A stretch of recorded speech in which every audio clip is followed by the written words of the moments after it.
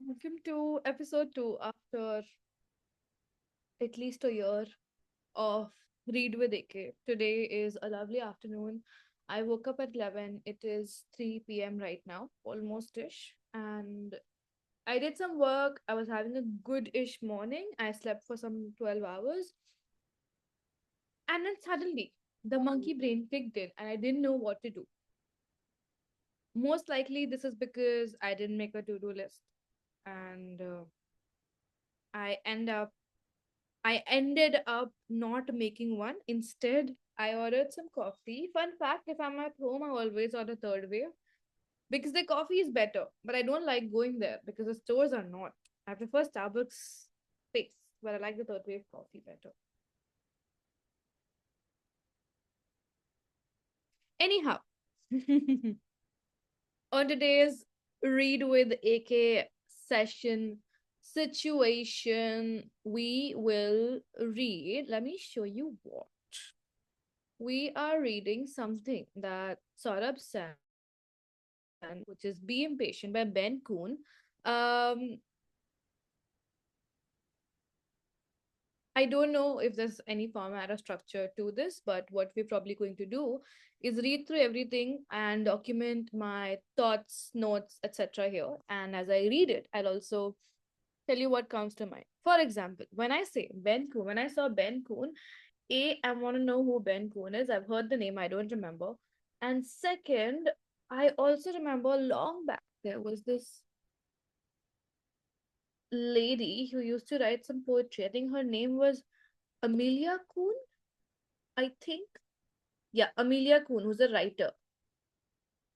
And I really liked her work. I think this is her. Is this her? No, it's not her. No, this is not her. It was a different Kuhn. Kuhn writer. Um,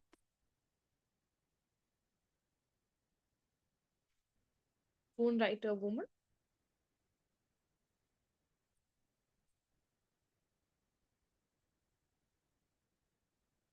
Annette Kuhn, Sarah Kuhn, Shara Kuhn, Tracy Kuhn. No. She used to be an Instagram writer.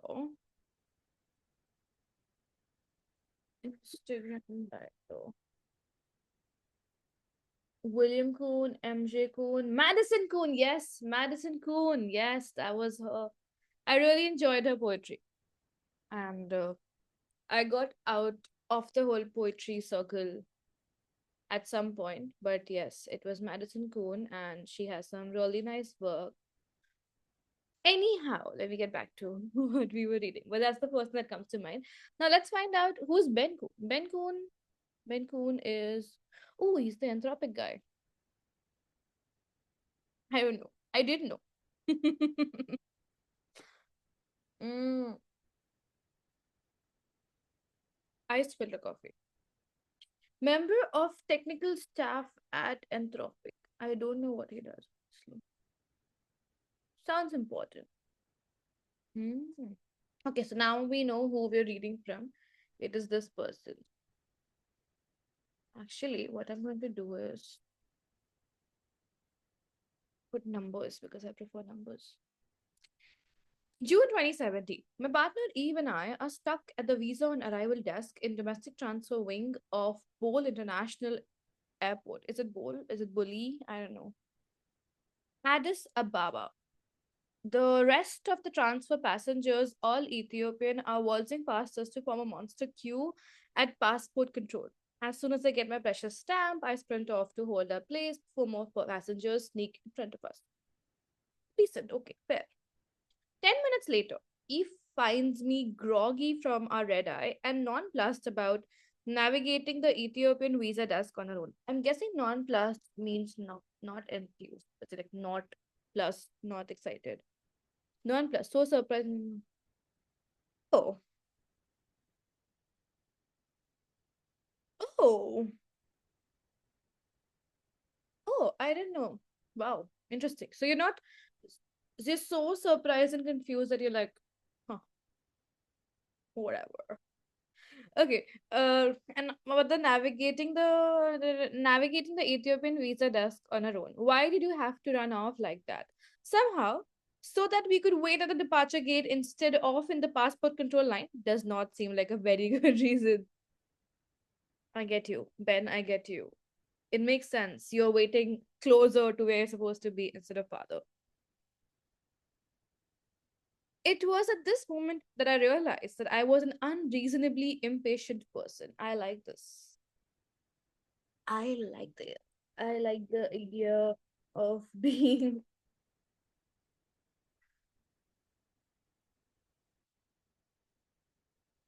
I don't know if I want to be it, but it's an interesting thing. I find it interesting. Let's put it like that. I like that too. I don't know how to make this Montserrat. I like it like that. Yeah.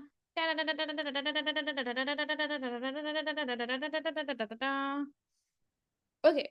In retrospect, I probably should have tipped off by my compulsion of doing a mental critical path analysis on an everyday activity taking more than 15 seconds. But I just thought that was normal until I started dating people and noticed they often did things in a suboptimal order. Yes, absolutely. I agree with you. Because somebody taught me there's a way to command shift D, I think, if I do this on the link. No. No, I don't want this. Somebody taught me to do something. If I do command click, something like that, it opens up the app. I forgot. Anyhow. But yes, I have always been optimizing my everyday life to take lesser time. I remember growing up, I had my hair shorter this much instead of longer because I always wanted to do it in like hair, like in a ponytail where my top hair would be completely flat, no extra hair flyaways, whatever. And it would annoy the hell out of me. Like, I could not, if I see my hair doing this one tiny stand here and there, I would lose my shit. So I'd spend 15 extra minutes trying to comb everything to perfection, very perfectly aligned with my head. Like if my head curves like this, I want my hair to curve like this. Why does it have to be like this? I do not like it. I still don't, but I've learned to live with it. But I would do that. And that's why having longer hair for me meant 15 extra minutes on my days. And that's why I would always have shorter hair because that hairstyle was still okay. And that's why you'll always find me doing this because I want it flat. I want it to align with the curvature. But yes, that is that. Now, critical path method, CPM or CPA, is an algorithm for scheduling a set of project activities. A critical path is determined by identifying the longest stretch of dependent activities and measuring time required to complete them from start to finish. It is commonly used in conjunction with the. I don't understand. You schedule some activities. Is it like how you plan sales routes?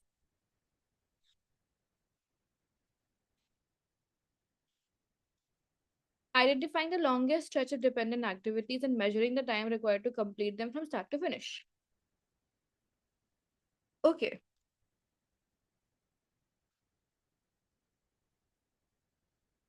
An essential technique for using CPM is to construct a model of the project that includes a list of activities required to complete the project, the time that each will take, the dependency, and logical endpoints as milestone deliverables. Okay. Let's okay. Last time I did it, we didn't have, I think, Gemini. This time we have that, so I should ask them. Explain critical path analysis like I'm five.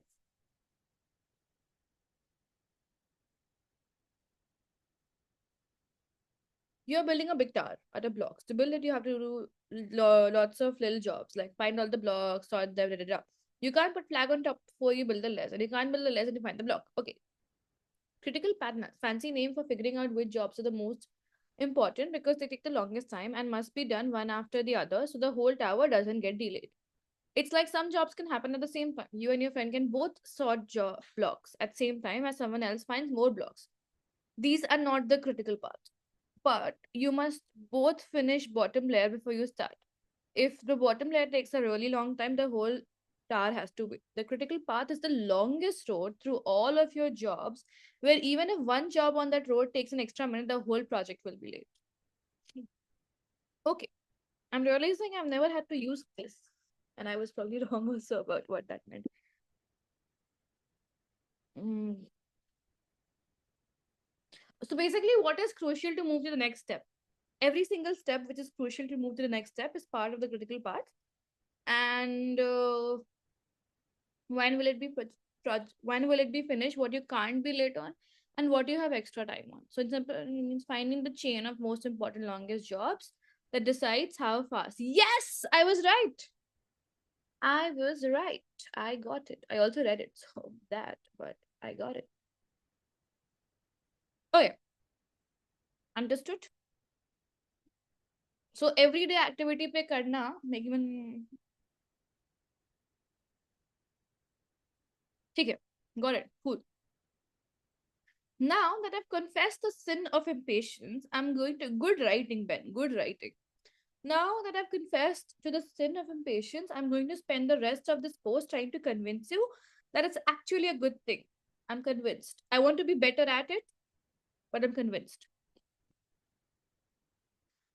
I'm mentally impatient in my everyday doings. It's not there yet, but it will be very soon. I'm trying really hard. It will be. So yes. The good part is the habit of frequently asking yourself, how could this thing take less calendar time? I don't recommend manifesting it in annoying ways like ditching your partner in an Ethiopian airport. Hmm. Being impatient is the best way to get faster at things. And across a surprising number of domains, being really fast correlates strongly with being effective. Obviously, there are non-causal relations. These are non-causal relations.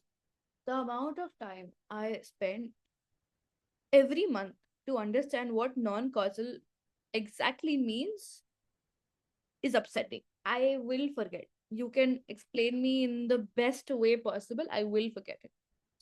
Still, the sheer number of different data points is a surprising convergence. Non causal probably means they're not related. Non causal. Now do this for non causal.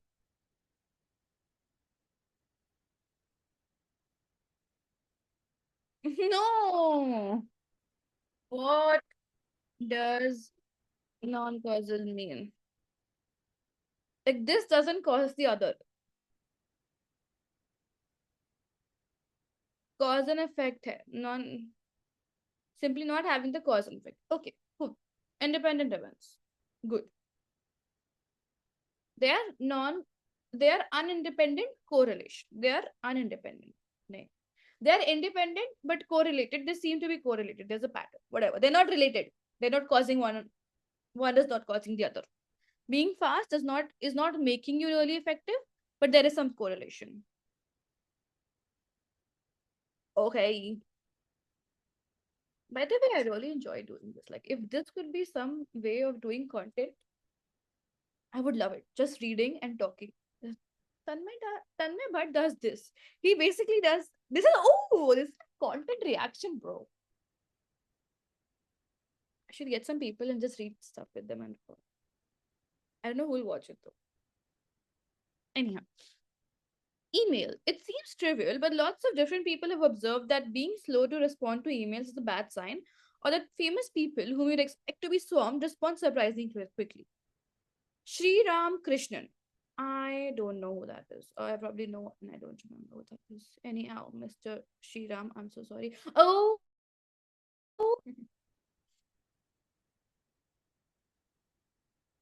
so slow this is, but I have a feeling.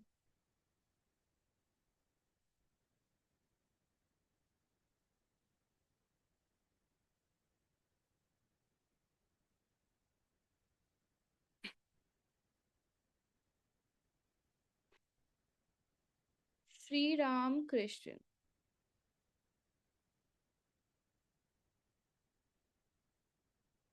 Isn't this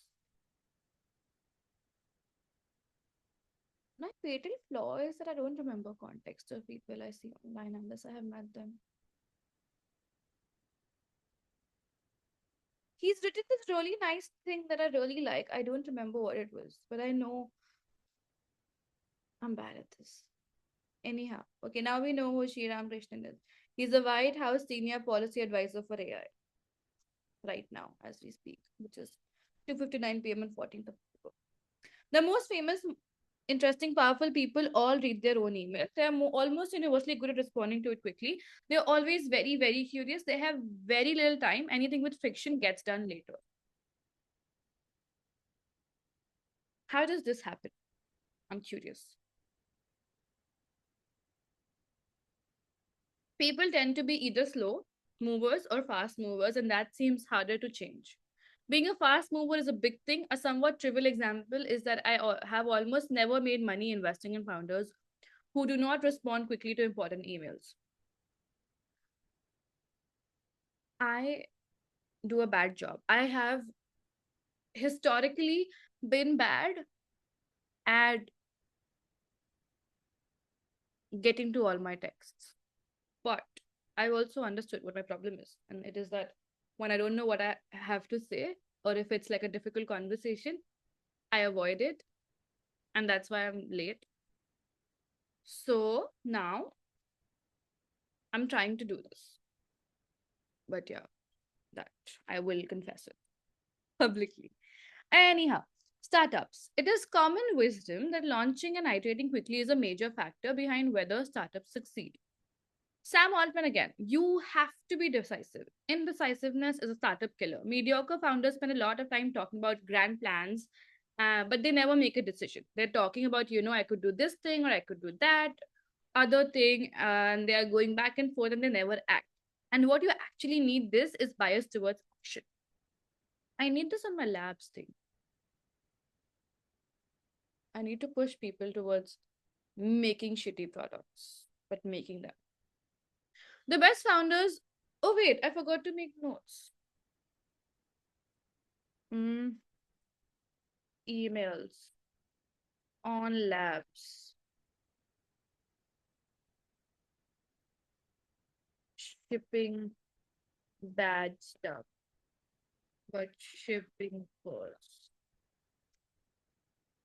Bias towards action. One thing that I did this time with the people who are working on labs right now is that I told them on day zero, this is the only day you will spend thinking, plan all that you want about your product, marketing, etc., etc. Put it on a page or a document that you think will be your guide. But after this one day, you will not spend time thinking about things. You do not have to plan. If you think you have an idea, show me what the base thing looks like and then come and tell me. Do not do it. I think I should do that more often. But yes, that is what I mean, that we need to be doing things. The best founders work on things that seem small, but they move really quickly. But they get things done really quickly. Every time we talk to the best founders, they've gotten new things done. This is a measure of whether or not we're doing good work at C4E. That measure of work at C4E. Can this be a measure of things? Can this be our metric and something we can proudly claim with all brand things at C4E? That every single time one of us meets you, there is something new that we can show, stuff we got done. I think that's interesting. C3. Me. Add AK's post on always being up to something. I wrote this thing long back about how I've always been up to something, like doing stupid things, good things, bad things, but always doing. And connect to being a moving target. Wala line of thought. I read somewhere that depression does not attack a moving target. Similarly, a lot of things do not attack a moving target. For example, AI stealing jobs does not attack a moving target. So you have to like keep doing something or the other. AK sports and always being up to something. Yes, this what I was talking about is I wrote about how I'm always doing something. It must be something stupid, but not like lazing. And off late, I think I find myself lazing here and there, and I want to change that, and I'm trying to change that, but always being in motion. And हरकत करोगे तो बरकत मिलेगी, something like that. Like I read somebody told me हरकत करोगे तो बरकत मिलेगी, something like that. I don't know, whatever, but keep moving, keep doing something. I have a lot of thoughts on this. I want to write something on this. I will do it after this video goes out and post it today itself. Mm,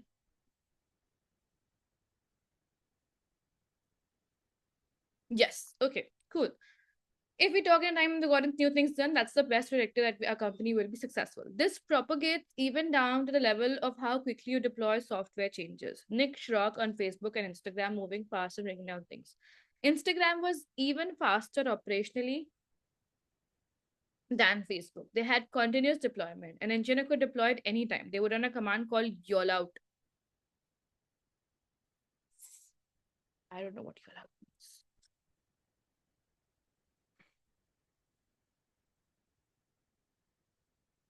Must be some code thing. I don't know. Called YOL out. Facebook was on weekly deploys at the time on the web and way slower on mobile. Hmm. That is why I do daily calls because I want to move things every single day and have newer updates on labs, which kind of seems excessive, but it comes from good intention, I believe. Anyhow, IG story definitely lands credibility to those who ship faster win argument.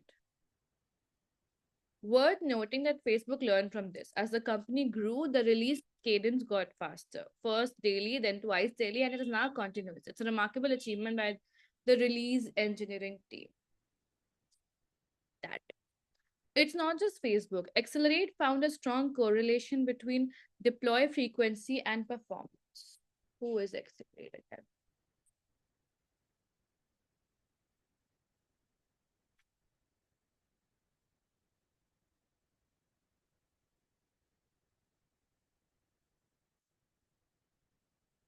क्या है Accelerate? Somebody tell me.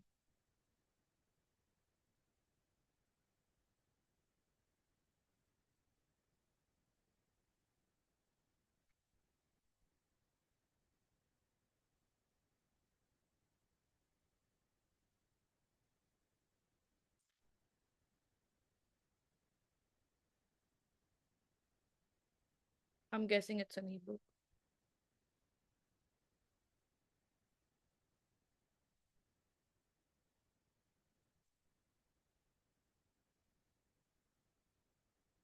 We'll find out about it in a bit. Let's finish this thing first. Give me just a second, dear viewers, and I will go turn on the fan because it's really hot right now.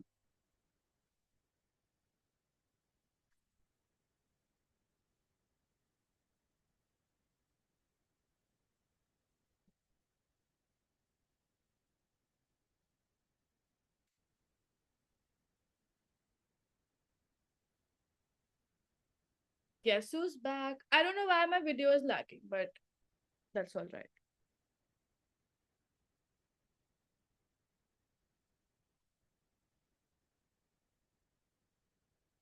Okay.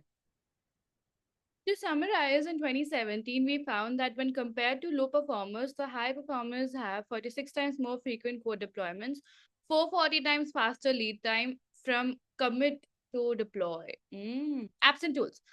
The speed matters a lot. Principle applies even to things that are already very fast. Google has found that users dramatically prefer faster web pages. Obviously, I don't like waiting for my web pages to load. A, you lose interest, and B, I don't want to wait.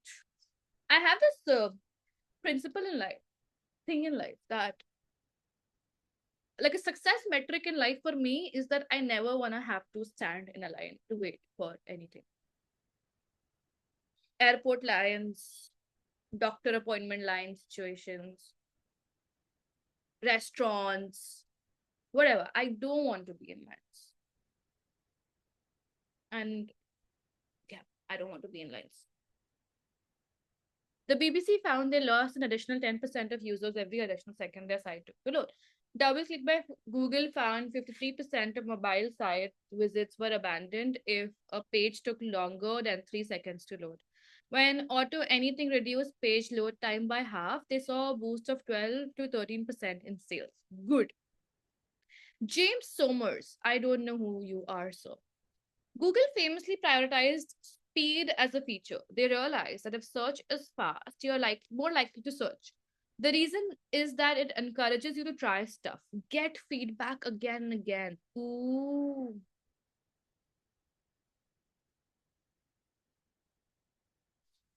I love this thing.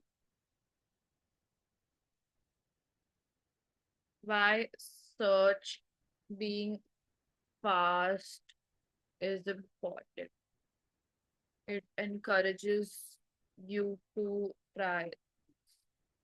Yes, वो बार बार ऐसा quick dopamine hit आता रहता है.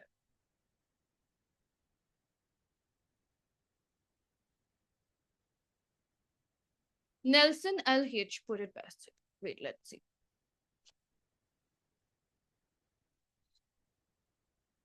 Should I read this now or later? I think we will put it here.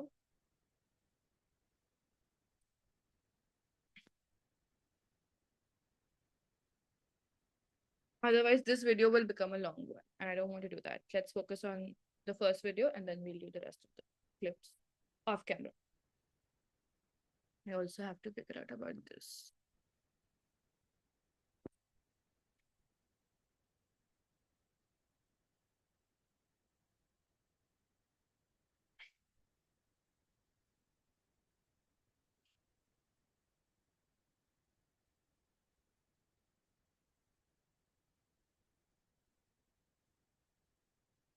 Nelson LH put it best. What is perhaps less apparent that having faster tools changes how users use a tool or perform a task. Users almost always have multiple strategies available to pursue a goal, including deciding to work on something else entirely, and they will choose to use faster tools more and more frequently. Yes, this and my pick it up and apply it to life thing is that people who I work with who are high frequency and will always keep coming you with iterations and next steps and things faster, I enjoy working with them as a human being. I'm probably super annoyed. I'll do one thing and I'll come to you and tell you, ye dekho. I'll do one thing and I'll come to you, ye dekho. Like so like fast, fast, fast, fast, fast. I keep coming to you. And I like working with the same kind of people. जो मुझे जल्दी जल्दी नया चीज दिखाते हैं. And it could get annoying at times. A lot of people have told me that listen, do something towards seeing and then come to me instead of showing every new thing. It's fun. Just that it's fun. It's more interesting and more encouraging to do it. And I know managing that process is probably a task, but that don't wait for 3 days. Why do you want to wait for 3 days? What happens in the 3 days? I don't know. Show me now, bro.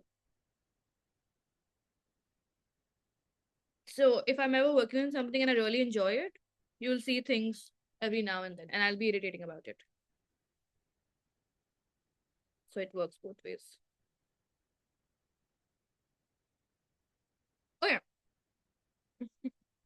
Anyhow, coming to tech.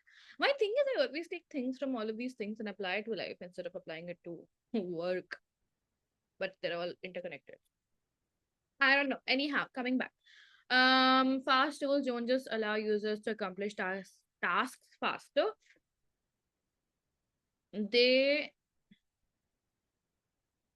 they allow users to accomplish entirely new types of tasks in entirely new ways. I've seen this phenomenon clearly while working on both Sorbet and LiveGroup.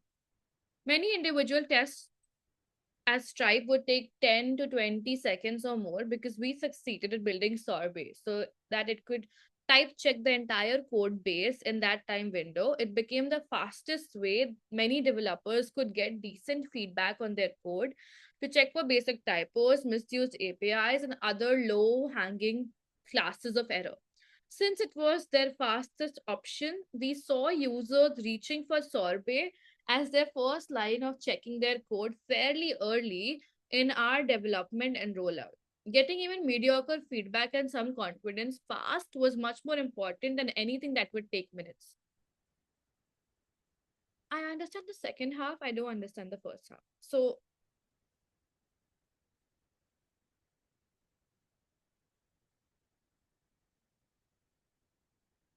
at Stripe, they built something called called Sorbet. Sorbet. Oh, the ice cream. And it became the fastest. I'm guessing this is a code checker that they made internally to use, and other people could also use it, and it could give them fast feedback. So when you're working on a problem and you want to check whether or not in the right place, you can go to Sorbet and come back, and it might not be the most accurate, but it might be something. And just having that friend who you can probably reach out to at 3 a.m., 4 a.m. when you're doing your code is important. And because I saw API, I want to say, I want to put something that I've been thinking about. I want to make sweatshirts out of it. Um, can't WhatsApp API calls only. I think it's so funny. We are making sweatshirts. We are making embroidered sweatshirt. I'm making one sweatshirt for myself, and I don't know how to make this into like a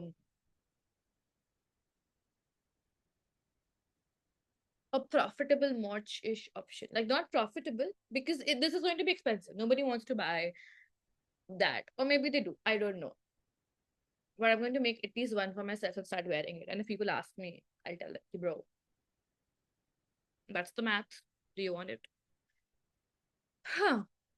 Watching users use LiveGraph, I've seen a related upside from its performance. Because LiveGraph is so fast, users use it interactively in a way I've rarely seen people interact with other search engines. They enter an initial query, and then, if they get too many or too few results, they edit it based on the result list, which gets a new set of results. And they continue to refine or expand until they hit on the results they're seeking. Yes, correct.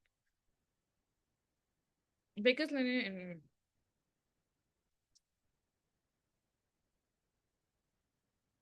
which is true for people also. Because if you're fast, people use it like, okay, more brainstorming. Instead of doing stale things, you do better things. Which is probably, come to think of it, also true for content. हम जो batch करके content करते हैं, अगर हम रोज रोज करते तो वो नया होता. Hmm. Okay. Anyhow,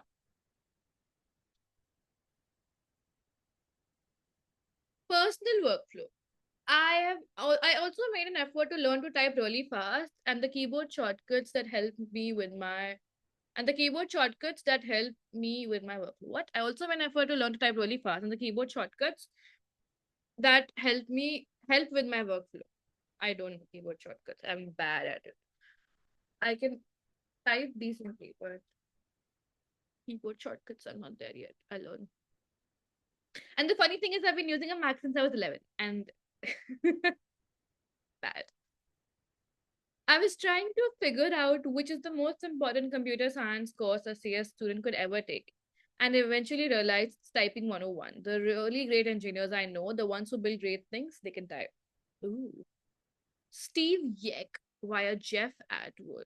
I don't know any of these people.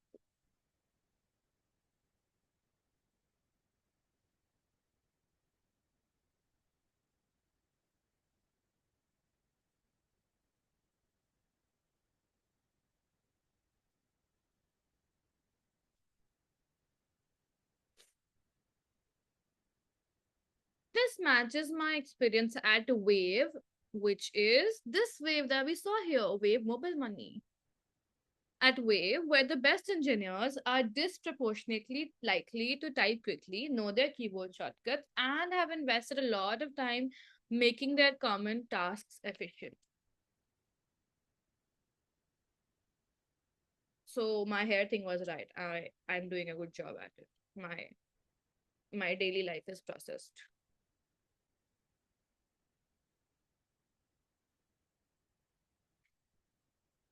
So basically, this thing that I'm doing, changing everything to Montserrat every now and then, I should make it more efficient and spend less time doing this.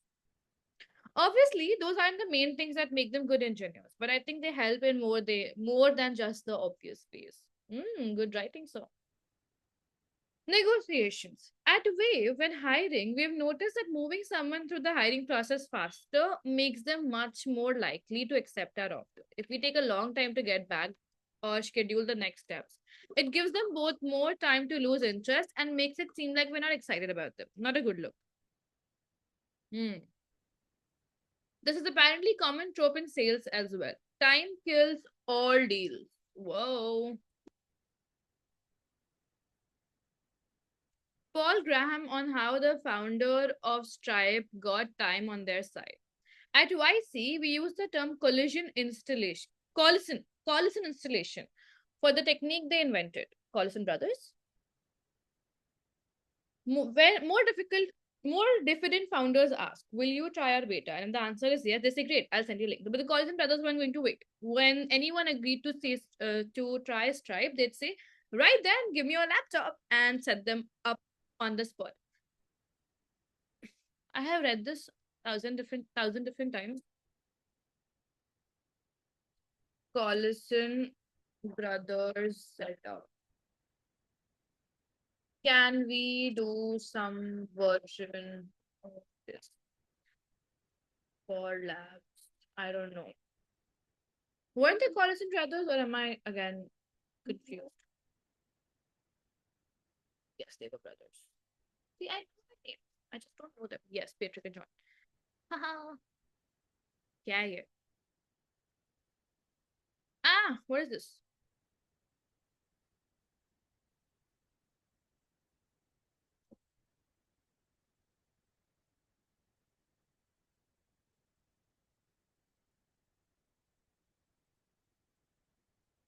Okay. Fred Wilson on the same effect in networking. That night when I got home, I told the Gotham gal I met Danny Meyer today, and he gave me his card and said I could call him whenever I need a table. To which she replied, "Go there for lunch tomorrow." And I told her, "I don't have a lunch tomorrow." She said, "Get one. He will remember who you are tomorrow, but won't next month." Heavily important, terribly important. I went for this meetup thing long back with some 200 women, and one of the ladies texted every single person on the what. So they made the WhatsApp group, and she texted every single person on the WhatsApp group saying, "Hi, my name is XYZ. Um, I was there at the meetup. I didn't get a chance to talk to everybody, but I'm saying hi. This is what I do. I would love to chat." And I love it. That. Combat. One of the most influential military strategy writers, John Boyd, is famous for the idea of the OODA loop. Okay. I know the IDA model. I don't know the OODA loop. That human action is an iterated process of observing the world, orienting within it, deciding how to respond, and finally acting on the decision. Boyd's claim was that going through the OODA loop faster was a decisive advantage. In order to,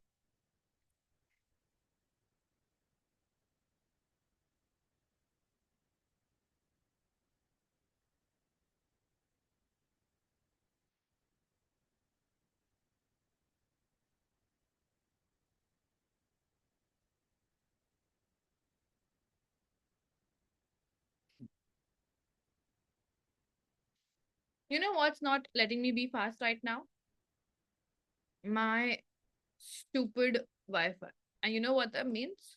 We need to fix it.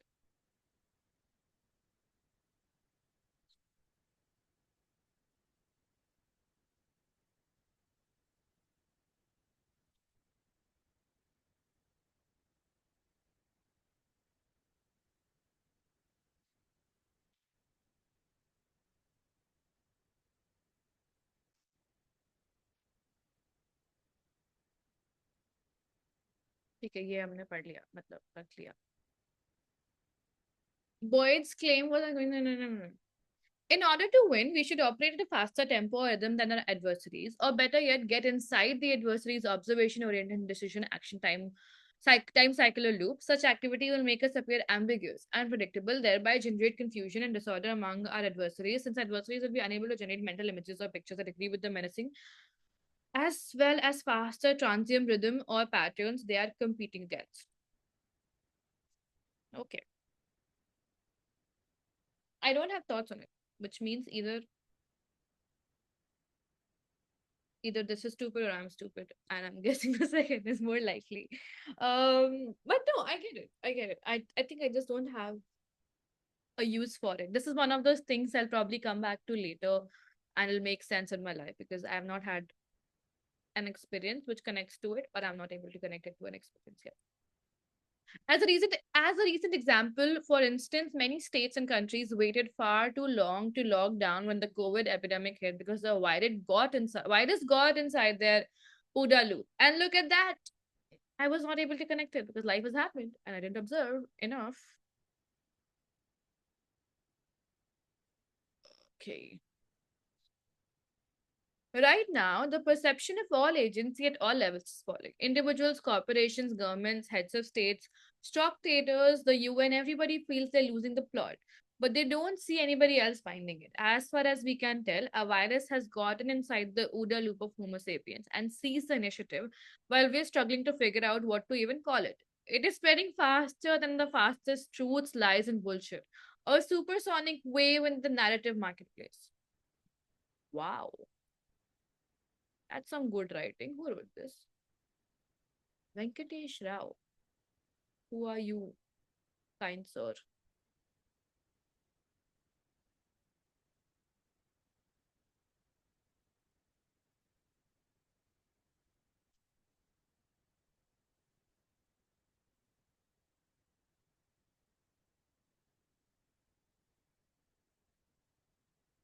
Hmm.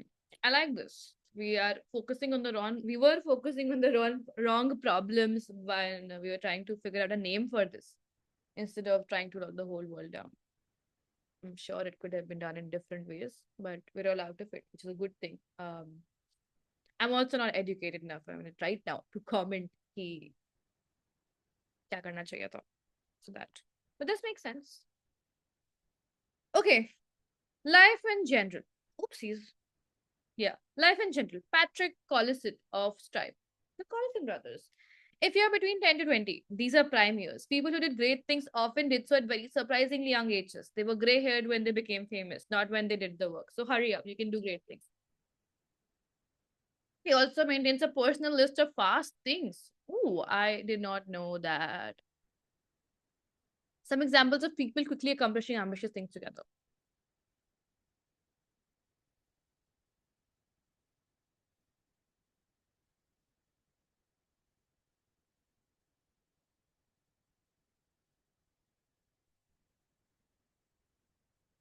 You know who I really admire?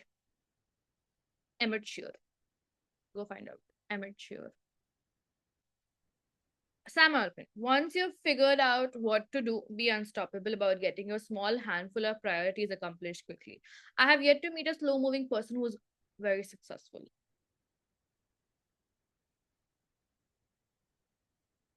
Why impatience? There's an obvious way in which moving faster is important. If you're 10% more productive, you will finish your work in 10% less time. So you can do 10% more work total. But I don't think that's the main reason that speed is important.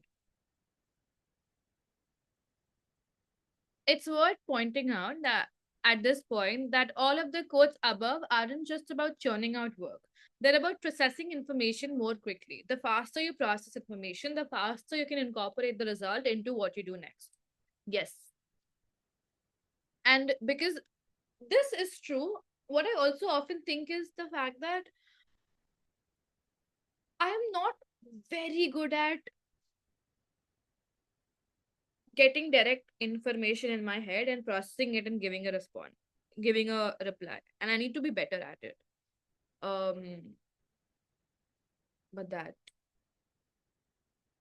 this is easy, by the way. The reason I'm doing this while I'm reading and recording is because I know I will not go touch my phone, but I would have probably done that if I was doing this on my phone. That's why I like reading like this. So maybe it's a distraction thing, not a my brain not processing thing, and I need to be better at managing distractions.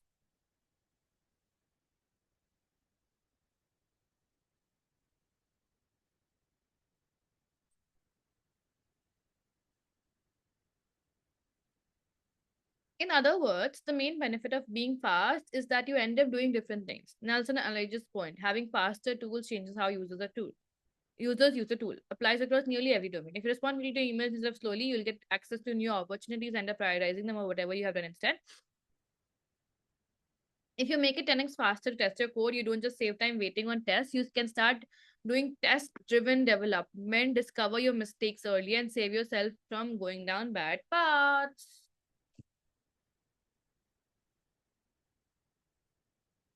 If you deploy your new app now instead of next week, you learn how users like the new features 1 week earlier, and you will be able to feed that knowledge back into future product decisions. That means that moving quickly is an advantage that compounds. Being twice as fast doesn't just double your output, it doubles the growth rate of your output.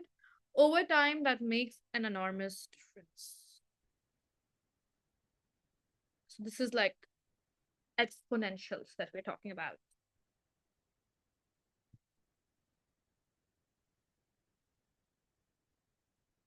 I'm going to stop sharing my screen. Hello. Time for thoughts. My biggest lesson from this is probably the fact that A, we need to operate super fast. And we think we're fast, but we're actually not. Um, and to take less calendar time on things. Maybe that's a good starting point to take less calendar time on all things. I'm probably going to ask this question more often to people. Okay, if this needs 3 hours, why does it need 3 hours? What is about it that needs 3 hours and not maybe 1 hour? In an annoying manner. Now the now the now the real test is doing it nicely, politely, with both parties having a good time about things. With that. Okay, thank you so much for being here.